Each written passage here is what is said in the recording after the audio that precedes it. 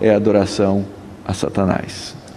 Interessante essa questão que o Meister levantou, Franklin, desse aspecto iconoclasta da igreja na sua história mesmo, até no seu contexto histórico. Pensando nessa questão da idolatria, que foi levantada já pela exposição de Isaías 6 e pelos aportes que o professor Meister fez, como você vê isso na tradição da igreja, na própria história da igreja, ou em algum aspecto, em algum ponto dos pais da igreja, em que essa questão ela é levantada, até mesmo em relação ao limite entre a iconoclastia, não é, e a representação artística ou a representação simbólica dos símbolos da fé, né, dos artigos de fé, né?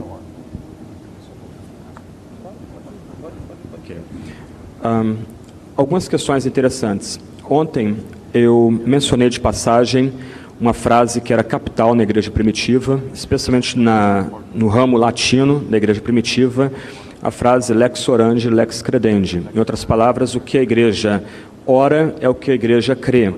Atanásio foi quem usou essa noção no seu combate contra o arianismo. Naquela época, século IV, surgiu em setores da igreja no Egito, especialmente, mas também na Palestina, uma noção muito simplificada da fé cristã. A noção é que Jesus não seria Deus, junto com o Pai, ele seria uma espécie de primeira criatura. Quem já topou com o testemunho de Jeová deve já ter interagido com uma posição muito similar a essa. Ela não é uma posição apenas de um museu do passado, mas é uma posição muito presente aqui em nosso meio. Atanásio era brilhante, em muitos aspectos, e o brilhantismo dele também estava na capacidade dele de dialogar com a comunidade, com a igreja. Então, a partir da noção do lex credendi, lex orandi, ele levantou, ou ele elaborou dois tipos de silogismo. A igreja sempre adorou a Jesus, desde os primórdios. Se Jesus não é Deus, o que a igreja estava prestando, então, também no Egito, no século IV, era idolatria. Então, a posição de Atanásio era conectar o debate teológico com o culto que a igreja prestava. E quando os seus paroquianos entenderam as implicações desse silogismo, eles ficaram horrorizados com Ário, que também era um oficial eclesiástico da igreja no Egito. A igreja no Egito era caracterizada por conectar os salmos com o próprio Jesus e cantar os salmos à perspectiva cristológica. Se desde os primórdios a igreja estava adorando a Cristo e Cristo não era Deus, então a igreja estava caindo na heresia ariana e, mais do que isso, a igreja estava prestando um culto fundamentalmente idolátrico. A resposta de Atanásio é simples: a igreja adora a Jesus, e Jesus é Deus, então a igreja adora Deus na pessoa de Cristo. Em outras palavras, Atanásio ganhou o debate porque Atanásio lembrou que nos atos de fé mais simples que a igreja pratica, oração, o cântico dos salmos, inclusive, a igreja, desde os primórdios até o século IV, adorava a Deus como Jesus. Essa questão lembra que idolatria é algo muito sutil. Eu sou reformado. Como reformado, eu entendo que há uma continuidade entre o Antigo e o Novo Testamento mais acentuada. Então, eu entendo que o pacto sinaítico, especialmente nas 10 palavras, os 10 mandamentos, ele tem validade permanente. E o pacto do Sinai começa com uma afirmação, um prólogo muito forte. Eu sou o Senhor vosso Deus, que vos tirou da terra do Egito. Então, o pacto é dado num âmbito gracioso, onde o sucerano, o Senhor, Yahvé, ele, como aquele rei cósmico, libertou o povo, e agora o povo se coloca numa posição de vassalagem. Ligado ao prólogo, você tem o primeiro mandamento: não terás outros deuses diante de mim. E o primeiro mandamento é um axioma, é um pressuposto teológico fundamental.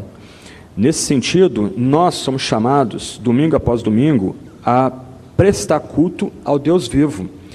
Se nós cantamos músicas que resumem Deus a uma mera energia impessoal, se nós prestamos culto com algum tipo de reserva mental sobre quem Ele é, como Pai, Filho e Espírito Santo, irmãos, nós estamos prestando um culto idolátrico, um culto que é desprezado pelo próprio Deus. Se nós prestamos um culto onde não há quebrantamento, e a gente pode lembrar das exortações de Amós, em Amós 4 e 5, nós prestamos um culto que é rejeitado pelo próprio Deus. Pastores são teólogos, devem ser teólogos. Pastores estão na linha de frente da teologia, não somos nós da academia que estamos na linha de frente, são os pastores.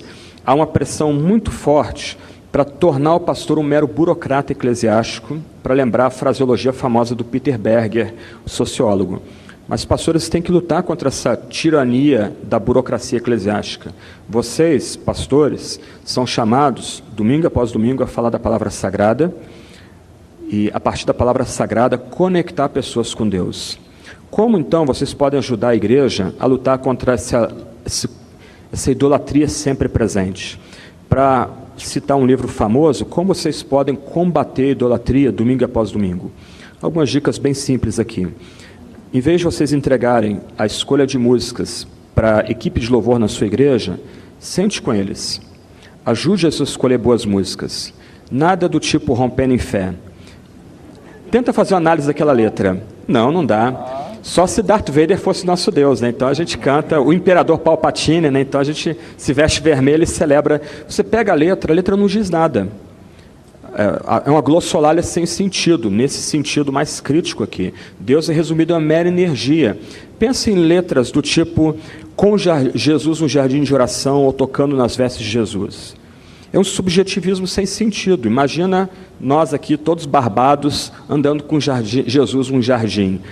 Do outro lado, pensa em Rude Cruz. Lembra da letra do hino. Pensa em... como é que é o hino? Um hino evangelístico do século XIX. Você pensa aqueles hinos evangelísticos do século XIX que falam de cruz, de fé, de quebrantamento. Esses são hinos objetivos. Então, ajuda as pessoas que mexem com a música na sua igreja a escolher hinos que destaquem criação, queda, cruz, redenção, ressurreição, novos céus, nova terra. Ajude-as a ganhar o sabor das boas letras. A questão aqui não é de melodia. A melodia, em alguma medida, é indiferente. Mas ajude-os a valorizar boas letras. O Nelson Bomilcar tem me conectado com a minha época de adolescência, músicas aqui que eu escutava 20 anos atrás, 30 anos atrás, músicas muito boas, músicas que não mercadejam a fé. Então ajude as pessoas que mexem com música, não de forma impositiva, mas dialogal, a ter esse sabor pelas boas letras, porque o que a gente canta é o que a gente crê. Do outro lado, volta para a boa liturgia. Para mim é especialmente incômodo cultos que tem hora para começar e não tem hora para acabar. Fica de pé, aí canta 10 vezes a mesma música ali, muitas vezes a letra sem sentido. Senta agora, vamos ficar de pé e cantar de novo. Lembra que há uma boa liturgia. Momento de adoração, momento de contrição, momento de celebrar a palavra, de ouvir a voz de Deus, momento de consagração, de responder ao que Deus falou no culto. Ajuda a sua igreja a descobrir a beleza disso. Lembra de Amós de novo. Amós capítulo 4, capítulo 5, o culto que é descrito em Amós tem música animada, tem oferta, tem palavra, tem sacrifício, mas Deus despreza aquele culto, porque não há quebrantamento e confissão.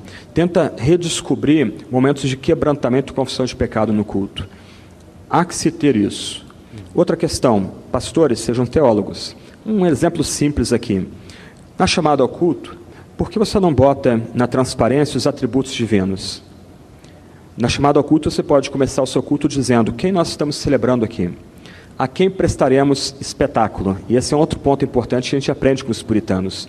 O culto não é Deus desempenhando um espetáculo. E aí a gente sai, hoje não foi legal, podia ser melhor, vou na igreja de fulano que lá tem espetáculo. Não, o culto é um espetáculo que nós oferecemos para Deus. Quem é o Deus que nós adoramos? Começa assim o seu culto. Aí você bota na transparência só os atributos. Você não precisa explicar ou pregar. Deus é santo. Deus é justo. Deus é reto. Deus é íntegro. Deus é ira santa contra o pecado. Deus é onipotente, onipresente, onisciente. Deus é infinito. Deus é imortal. Usa a linguagem bíblica. Deus habita na luz inacessível, posto que nenhum olho pode vê-lo. Deus é amoroso, Deus é bondoso, Deus é benigno, Deus é gracioso, Deus é misericordioso, Deus é o Deus do amor fiel, o amor de aliança, o amor inquebrantável. Eu garanto o seguinte, a mera leitura desses atributos, dessas qualidades do nosso Deus, já vão balizar o seu culto. Já vão levantar o coração das pessoas para o que elas estão fazendo ali. São atitudes simples, ações simples, nada espetacular, nada que vai ganhar manchete, mas são ações simples em que o pastor valoriza a sua formação num seminário teológico, valoriza o seu chamado para ser aquele que pensa Deus na comunidade, mas que já norteia o tipo de culto, o tipo de celebração que é feita naquela comunidade. Uma última palavrinha aqui. Foi mal. E eu encerro aqui. Ontem eu falei de liberais, teólogos liberais, a junção que algumas vezes acontece entre teólogos liberais e marxistas. Eles olham um momento como esse aqui e dizem, aquilo ali não serve para o Brasil, a Vida Nova é uma editora americana, você tem um monte de branquelos ali, todos de olhos claros, aquilo ali não é teologia para o Brasil. Mas eu estou falando de Atanásio aqui. Se o irmão termina o seu culto com a bênção apostólica, despedindo sua igreja em nome do Filho, do Pai e do Espírito, como está em 2 Coríntios 13, isso se deve a Atanásio. Se você batiza os membros da sua igreja, homens e mulheres, em nome do Pai, do Filho e do Espírito, isso se deve a Atanásio. Os inimigos de Atanásio detestavam ele. O imperador do Oriente, que queria conformar a igreja ao arianismo, porque era uma teologia que favorecia a política imperial, odiava Atanásio. Sabe como Atanásio era chamado? Anão negro. Ele era copta, ele era egípcio. Quando a Vida Nova destaca obras que falam de trindade, ela está escrevendo sobre os ombros de um egípcio, de um negro. Quando a gente ouve aqui falar sobre solidariedade da raça, isso não é invenção recente. Isso foi gestado e pensado com muita profundidade por um outro africano, um argelino chamado Agostinho Bispo de Hipona. E é muito legal que um dos primeiros mosaicos a retratá-lo, retrataram ele como mulato. Isso é muito legal. Então, quando Vida Nova destaca esses temas teológicos importantes para a gente, isso não é a teologia fundamentalista, não é teologia americana, é teologia global, da forma mais bonita que há. Só um parênteses aqui, para a gente pensar algumas questões aqui legais também. Ok, obrigado Franklin, obrigado professor Meister. Dr. Bill, voltando ainda a essa interpretação de Isaías 6, até retomando uma coisa que o senhor já considerou aqui, o senhor diz o seguinte: o problema de Israel era a adoração de ídolos. E a ideia de Isaías 6, 9, 10